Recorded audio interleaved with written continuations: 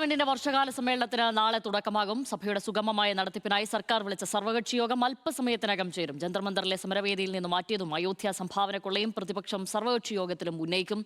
FCRA നിയമ ഭേദഗതി bill, ഉന്നത വിദ്യാഭ്യാസ ബിൽ, വന്ദേമാതരത്തെ അപമാനിച്ചാൽ ശിക്ഷ ഉറപ്പാക്കുന്ന ബിൽ തുടങ്ങിയ ബില്ലുകൾ സഭയിൽ അവതരിപ്പിക്കും. ശരത് ലാലാണ് വിവരങ്ങളുമായി ഡൽഹിയിൽ നിന്നും ചേരുന്നത്. ശരത്ത്, ഒരുപാട് കാര്യങ്ങളുണ്ട്. ഈ വർഷകാല സമ്മേളനം തുടങ്ങുമ്പോൾ സഭ പ്രക്ഷുബ്ധമാകാം, ചിലപ്പോൾ വലിയ വാദപ്രതിവാദങ്ങൾക്കൊക്കെ സാക്ഷ്യം വഹിക്കേണ്ടി വരും എന്ന് തന്നെയാണല്ലോ ഈ ഘട്ടത്തിൽ മനസ്സിലാക്കുന്നത്.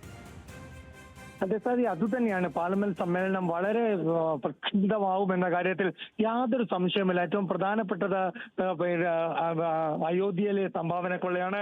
അത് സഭയിൽ ഉയർത്താനുള്ള തയ്യാറെടുപ്പിന് സമാജ്വാദി പാർട്ടി അടക്കമുള്ള പ്രതിപക്ഷ കക്ഷികൾ, അതുപോലെ തന്നെ തൃണമൂൽ കോൺഗ്രസിലെ പിളർപ്പ്, അതുപോലെ ശിവസേനയിലെ പിളർപ്പ് തുടങ്ങിയ വിഷയങ്ങളൊക്കെ തന്നെ പാർലമെന്റ് സമ്മേളനത്തിൽ വരും. വളരെ പ്രധാനപ്പെട്ട കാര്യം, കേരളത്തെ സംബന്ധിച്ചോളം വിദേശ നാണയ വിനിമയ ചട്ട നിയമ ഭേദഗതി പാർലമെന്റിൽ വരുന്നു എന്നുള്ളതാണ്.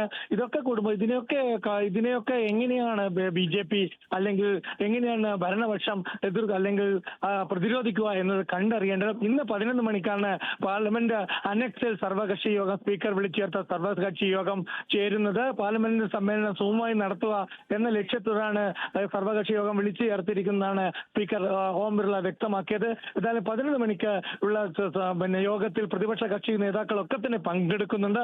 കേരളത്തിൽ നിന്ന് NK പ്രേമചന്ദ്രൻ അടക്കമുള്ള ടി മുഹമ്മദ് ബഷീർ അടക്കമുള്ള കക്ഷി നേതാക്കളൊക്കെ തന്നെ യോഗത്തിൽ പങ്കെടുക്കുന്നു. ഏതായാലും യോഗത്തിൽ തങ്ങളുടെ കാര്യങ്ങൾ, തങ്ങൾക്ക് ഉന്നയിക്കേണ്ട വിഷയങ്ങൾ, സഭ നിർത്തിവെച്ച് ചർച്ച ചെയ്യേണ്ട വിഷയങ്ങളൊക്കെ തന്നെ ഉന്നയിക്കുമെന്നത് തന്നെയാണ് NK പ്രേമചന്ദ്രൻ അല്പസമയം മുമ്പ് വ്യക്തമാക്കിയത്.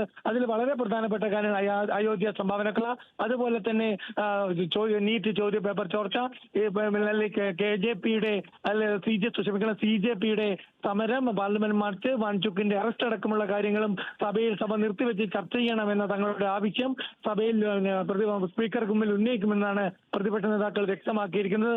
ഏതായാലും പ്രതിപക്ഷം, അതായത് തൃണമൂലിന്റെ പിളർപ്പിന് ശേഷമുള്ള അല്ലെങ്കിൽ പ്രതിപക്ഷത്തെ ശക്തി ക്ഷയിച്ച ഒരു പ്രതിപക്ഷത്തെയാണ് ഇനി നാളത്തെ പാർലമെന്റിന്റെ വർഷകാല സമ്മേളനത്തിൽ നാളെ തുടർന്ന് നമ്മൾ കാണുക എന്നതിൽ യാതൊരു സംശയമില്ല.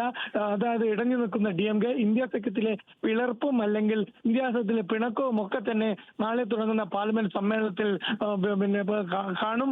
അതിനെ എങ്ങനെയാണ് രാഹുൽ ഗാന്ധിയുടെ പ്രതിപക്ഷ നേതൃത്വം അല്ലെ കോൺഗ്രസ് എങ്ങനെ പ്രതിരോധിക്കുക എന്നതാണ് സ്വാതി ഇനി നമുക്കറിയേണ്ടത്. ശരി, ശരത് ലാൽ വിവരങ്ങൾ നൽകിയത്.